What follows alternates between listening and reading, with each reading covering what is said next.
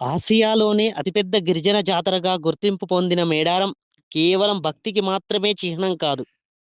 అది ఒక పోరాట స్ఫూర్తి. అడవి తల్లి అస్తిత్వానికి ప్రతీక.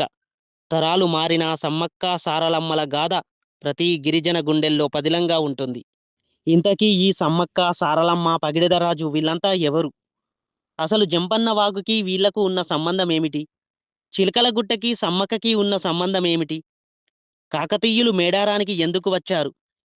ఇలాంటి పూర్తి వివరాలన్నీ కూడా మనం ఈ వీడియోలో తెలుసుకుందాం.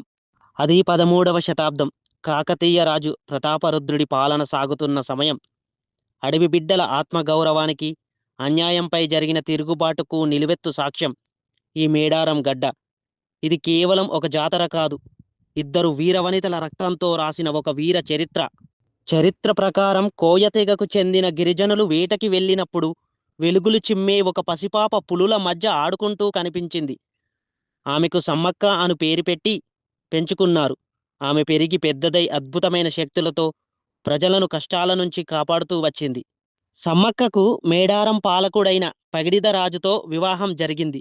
వారికి సారలమ్మ, నాగులమ్మ అనే ఇద్దరు కుమార్తెలు, జంపన్న అనే కుమారుడు జన్మించాడు. అప్పట్లో మేడారం ప్రాంతంలో ఘోరమైన కరువు వచ్చింది.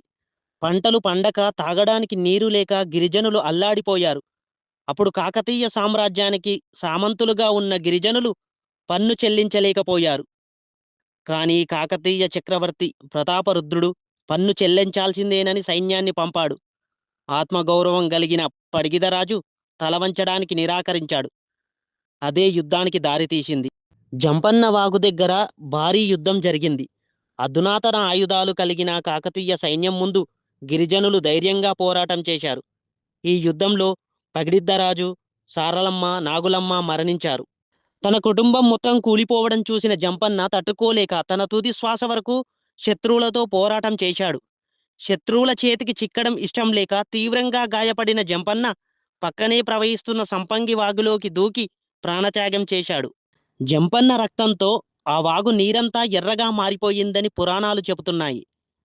జంపన్న వీరత్వానికి గుర్తుగా ఆనాటి నుండి ఆ వాగుకు జంపన్న వాగు అని పిలుస్తున్నారు.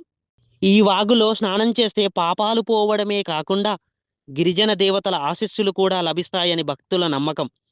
అందుకే జాతరకు వచ్చే ప్రతి భక్తుడు ముందుగా ఈ వాగులో స్నానం చేసిన తర్వాతే అమ్మవార్లను దర్శించుకుంటారు. యుద్ధంలో తన భర్త పగిడిదరాజు, కూతుళ్లు సారలమ్మ, నాగులమ్మ చనిపోయారు.